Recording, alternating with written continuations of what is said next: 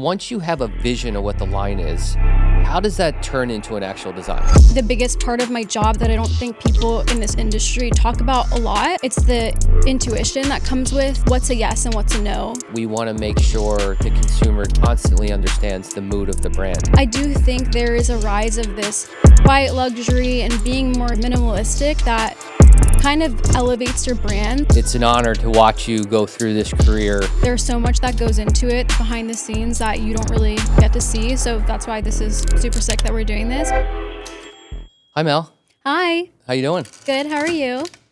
First time we're doing behind the design here at BYLT. This is pretty cool. I know. This is so sick. Obviously, so excited to be here. Yeah, I know a lot about you. You know, we've been working together here for about 2 to 3 years now. Tell me a little bit about, growing up and just how you kind of got into this space of this creative vision that you now give to the brand of BYLT. My position here is almost building the creative vision behind the seasonal collections. So it's coming up with the story behind why we're doing what we're doing, from building the product line into like how we market it. So it's really seeing this narrative carry through from the back end all the way to the front end. Yeah. I've always been like a very creative person and wanted to stay within apparel. And then when I got to BYLT, I actually started as a planning analyst, and I feel like the management here is so cool that they were able to see like, hey, like she's a creative and we want to put her more into a creative role. And I started being a part of the merch team, and then me and you work very closely together. So Mel, when you came over to the merchandising team, we had a small line at the time, right? We were finding ourselves in that everyday collection, more of a collection that someone would come to just kind of day to night kind of transition, right? As you saw opportunity in the line grow, tell me a little bit about how you saw the verticals and how you saw opportunity for BYLT to grow in different areas of the apparel line. We started off with, I'm sure a lot of our community knows as well, is more of a modern work leisure brand. I think we still stand for that 100%, but I do think we all realize on the merch team that the BYLT consumer has more to their day than just going to work and then coming home. So that's why we built out a couple different verticals. So now we have an active line. We still have that modern professional work leisure line. We have an executive line for the people that are dressing up, going to work or date night. We have elements line, so that's a little bit more about functionality. And then we have resort and lounge too. So I do think we're trying to build out more of this uniform for this person within every aspect of their day, not just them going to work and then coming home.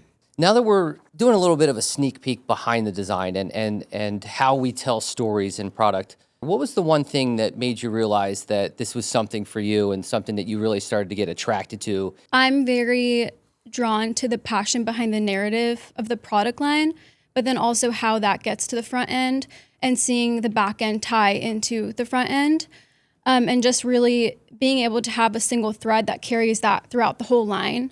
And I think the biggest part of my job that I don't think people in this industry talk about a lot, it's the intuition that comes with what's a yes and what's a no for the brand. It's not always checking boxes. It's not always something that you feel like will work out. Sometimes it's something that you don't even think that's going to work out for the brand, but does. It's almost having that gut instinct as well, on top of doing those checks and balances of like, yes, this creative is going to work for the brand or this isn't.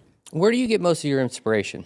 Obviously, we do a lot of traveling. We definitely go overseas. Sometimes it's granular. Sometimes it's not at all. Like you could be inspired from someone walking down the street and then taking something small like that and building it out to be something more granular. We do a lot of trend forecasting as well, but I think it's cool because we mix it up between cultural aspects, travel, but then also, like I mentioned, like someone walking down the street and their lifestyle. Sure. You went to London, you went to Berlin, you went to Japan.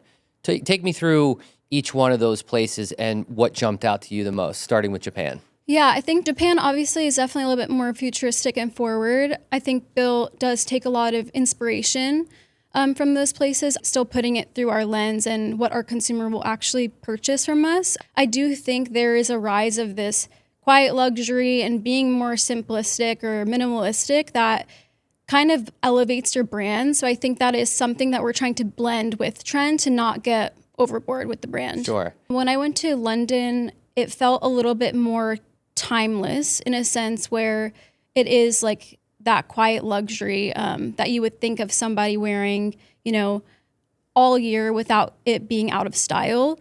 The culture there, it was a little bit, I would say that the culture is a little bit different than Tokyo in terms of there are people like walking down the street. There's a lot of people that are sitting out at pubs. There is this like social hour culture that happens there that I pulled a lot of inspiration from. I thought that was really cool that was something people do when they leave work, because that's such a big part of BYLT is the modern professional.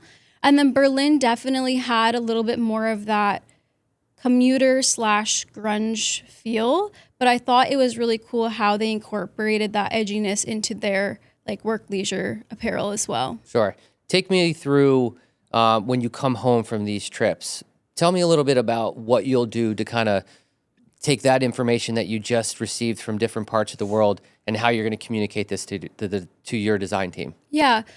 So usually I take a lot of photos there. So I'll consolidate all the photos I have. And then once I know that, I have a direction of where I'm going, I'll try to find other photos through WGSN or other like trend forecasting sites and blend that into my findings. And obviously create that mood. That mood board can have photos of people, products, streets, colors, textures. It could be anything. And then from that, I'll look at the market gaps, and this is kind of where you look into more of the analytics. It's like, okay, what worked last season? Where do we see we need something in the line? And then what is that higher risk piece that's going to grow the brand? Maybe it's not a revenue driver, but this is what's going to grow the line and the brand.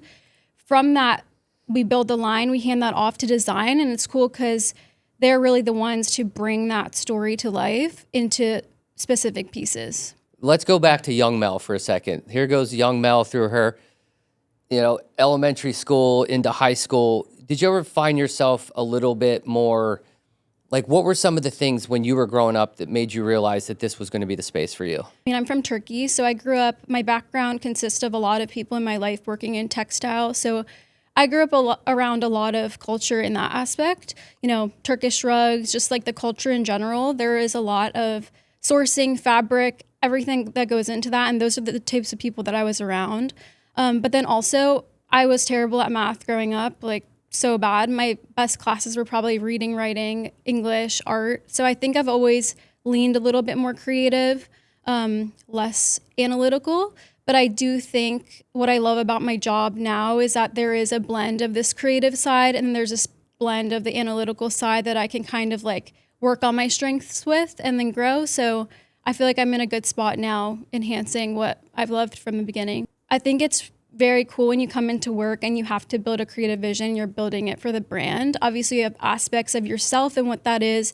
But I think what stands out to the brand is how you kind of come into work and then be selfless. And you're like, well, this is what I know what will work here. Yeah. So I think it's cool being able to unleash your creativity through work and then through personal life differently as well. Love it. Just to get a little glance of who you were growing up. And I remember just different ways that, you look at your friends and how they were able to find their own little style and where, your own style kind of came from, the influences and the mentors of what kind of kickstarted your creative space as well. Yep. And what are some of the things that you'll find yourself resetting the mind and really getting ready for this next season? Yeah, I think it's always good to look back on what's worked in the previous season.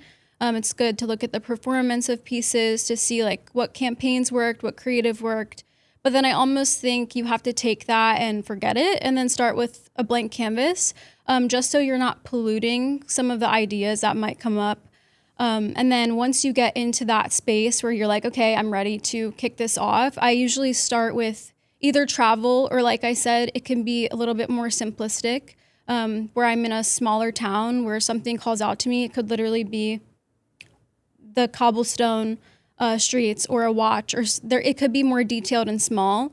But then I'll almost take something small and make it a little bit bigger once I find out what that is and what I'm inspired by. So say we take the cobblestone street, like I'm inspired by the colors within that street. I'm inspired by the cars parked on that street. I'm inspired by the people walking down the street and what their lifestyle entails with that.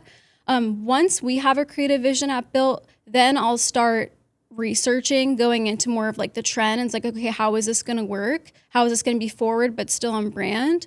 I do think that everywhere it's a little bit different, but with us, it does start with having an overall narrative and then going more into like, how do we tie in trend into this so we don't just overpopulate our line with just trend.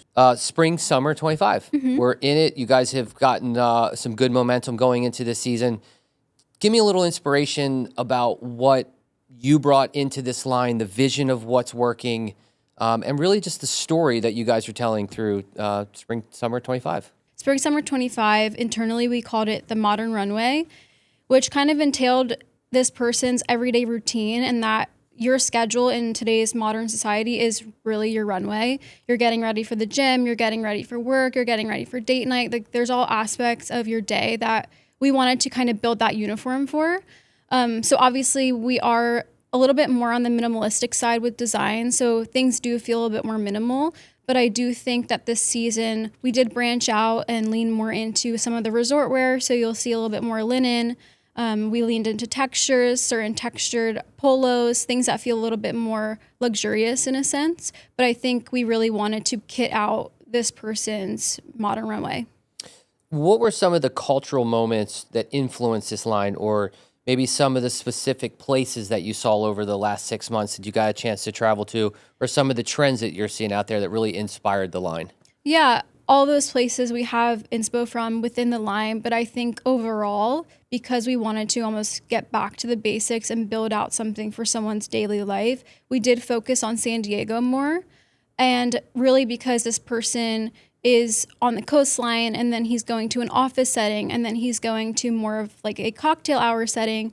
And then we really wanted to bring that person the kits that he would wear on his day-to-day. Sure. Tell me a little bit about color inspiration on this as well. What was some of the color inspirations that you found that really starts to develop this newness that BYLT is now showing? BYLT didn't introduce that much color back in the day. Now we're starting to introduce a little bit more color. What was the color inspiration? I think color is, obviously it's awesome when you do it right, but it can be like very subjective and biased. Like, everyone has their own opinion when it comes to color. So I think color inspiration, we obviously pulled from the coastal towns like San Diego. You'll see a lot of blue tones, but you'll see also a lot of those neutral tones that blend like sand colorways with like a gray. But I do think that we wanted to still remain a little bit more toned down in a sense, even though we have those pops of colors, just so it feels a little bit more approachable for a broader audience. What is your favorite piece right now in the Spring 25 line? I think overall, the linen collection for men's and women's is probably just my favorite collection in general. I think it's different than what we've done before. I think it's something that people relate to because it is a summer essential. So I think it goes in line with our brand, but then also a new product collection for us. Sure. What makes your linen different than all the other linen product that you see from the brands out there today? I think we always still want to remain a little bit more technical, a little bit more, and it's not forward, but just a little bit more enhanced or functional when it comes to our materials. So I do think that the linen still has a little bit of that techie feel that you wouldn't get from maybe some of the other brands out here. Great. Let's shift gears here for a little bit and talk about the creative process. You've given us a lot of insight on kind of what inspires you, and then now you're bringing it back to the team, right? Mm-hmm. So once you have a vision of what the line is, how does that turn into an actual design? Yeah. Overall, I like building a almost campaign tagline for the inspo that I'm bringing back. Obviously, this reflects the mood board that I'm creating. So I'm bringing back photos, colors, textures, really anything that I'm grabbing inspo from where I am. And then I'm building also a tagline that encompasses what this product line should carry and what it should feel like in a sense as well. And then through that, I'm building a small narrative that is almost like a script that we can pass off to design and then planning and then our other teams as well, so they understand what that thread is that's carrying out through the whole product line. From here, you get into a little bit more of the planning side. So you have your mood board, you have your overall vision, and then you start planning the line. So you're looking at, okay, what did well in the past season, what didn't work, what do we need to add, and what are the risk products that we need to carry in there. And then we basically tell design like, hey, we need 3 polos, we need 2 pants, 1 jogger. We'll hand off this assortment to design, and honestly, they're the ones that are bringing that creative vision to life. So it's really cool because they're also involved heavily on the creative side with pulling fabric, sketching out something that we might have not even thought of. So they're really bringing it to life through that. Sure. You and I have talked about color being one of the hardest things to do in a line, right? Yeah. So if you have a good vision of color, that's a gift to a brand. Yeah. What are some of the things that inspired you for the color palette this year? And the second part of that too is like, how did you and the team decide what made the line? Yeah.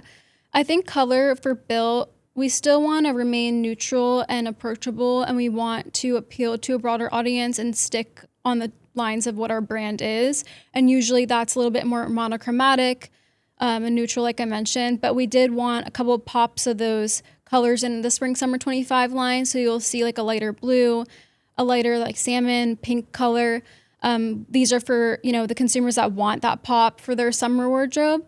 But I do think there were a lot of yeses and nos where we were like crossing colors out just because it is very intuitive. You have to be able to be like, yeah, this is not going to work for the brand, or this is. So it's not always something that's set in stone that for sure it's going to work because it's on trend. Like you have to be a little bit more intuitive and kind of lean on your instincts a little bit as well. Patterns versus solids, that's something that we talk about as a product team all the time. How do you have a point of view on patterns for the brand like BYLT? Yeah, I think obviously solids lead the way for BYLT. I think people notice us because we are a little bit more minimalistic, maybe agnostic. But I do think that we want to lean a little bit more into prints, even in the upcoming seasons as well. Just because obviously the 19th hole polo, if like our community knows that style, it's crazy. The prints are wild, but it works for us. So I think there is a way to lean into prints coming up as well. But this season, you'll see a little bit more texture. So we had that seersucker button down that did really well. We have the textured knit polo. I think anything that really has depth to it, that feels a little bit more luxurious, has been working. What are some of the things that once you see a product finish, you're like, it's time to go? Pens down moment. Yeah, I think it's really cool having fit sessions with the whole team. We have tech design in their design and then merch. So obviously everybody's bringing something different to the table and what they need this style to be. And I think it's almost all of those aspects checking that box. So fit is dialed, fits how we want it. The design's dialed. The plan of the assortment is there. Like we actually need this in the line. So I think checking off those 3 boxes, but then also just the wear testing aspect of it and living in this product is really important. Obviously, if we feel like there is even something off, like we don't want to bring it to market. And then also like when we try more risky product and it's not finished in time, like we can't launch it because it's already missed that trend line. So Sure. Yeah. What are some of the details that you see in BYLT's product for the spring summer 25 collection that inspires you or you're really excited about? Yeah, I think as I mentioned before, the textured knit polo and then anything that has a little bit more depth inspires me. Because like I mentioned, solids in print and texture kind of lead the way for BYLT. But I think the dimension that these textures have brought to the brand and that performed has really opened the door for us to lean into a little bit more of like knits or sweaters and things that people classify as basics that we currently don't have right now. Sure. If someone could take away one feeling from the spring summer 25 line, which is probably, you and I have talked about it before, like there's a mood around the brand. There's a mood that we want to make sure the consumer constantly understands the mood of the brand. Yeah. But there's also a feeling in that, right? We talk about confidence a lot in this brand. What's a feeling that someone should take away? What's that confidence level that someone should take away from the spring 25 line? I think especially within like our vacation edit even, just the feeling of ease and like effortlessness, but also looking presentable. I think, vacation wear, resort wear can get a little bit loungy and, when you go somewhere else other than the poolside bar, like you need to change out of this piece. But I really feel like BYLT, our brand honestly leans into dressing up more. So I still feel like our resort wear feels very elevated and like you can wear it out of the setting that you're in. Mel, take me through the milestones of how you guys build product at BYLT. Yeah. It's really cool because, the end result is usually a shirt or a piece of product. But I think there's so much that goes into it behind the scenes that you don't really get to see. So that's why this is super sick that we're doing this. Kind of tells like our community what BYLT's about. But the milestones really starts with that inspo, the mood board, kind of where we're leaning with creative. And then once we have that, that kind of goes into building the briefs and the lines. So this is where we're saying, you know, these are the market gaps. These are the pieces we need. This is the riskier product. This is the more basic product. That line plan gets handed off to design. Design has a time to shine. They sketch out, you know, basic pieces, more technical pieces, more futuristic, more trend forward pieces. From there, you have your sketch review, kind of have the moment to be able to select things, deselect things, change things. And then from there, you kind of hand it off to development, sourcing. You're finding your fabrics that make sense. Obviously creating prototypes. You're having fit sessions then after this when that ends up coming into an actual piece. From there, we have a sample turnover meeting where all these products are in, our samples are in, we're ready to shoot it. That goes over to marketing. They obviously are still holding on to this creative vision, trying to shoot it. And then from there, you know, if they have any campaigns planned, these products will find its way in the campaign. So it's really, really cool seeing like how all of these aspects and teams tie together to kind of create this end result story. Well, Mel, thank you for this time. This has been, like I've said before, it's an honor to watch you go through this career path that you're on right now. Yeah. We did talk about luck, but we also talk about the hard work and the dedication and the slight obsession that you have for this creative space. And yes, this brand is very lucky to have you. And thank you for your time. And let's thank keep you. this. I'm so lucky to be here. We'll see you again in about 6 months when you kick off the next season. Thank and we'll you. tell that story as well. Thanks. Go. Yay. Thank you. That was cool. Great ending. Yeah, hell yeah.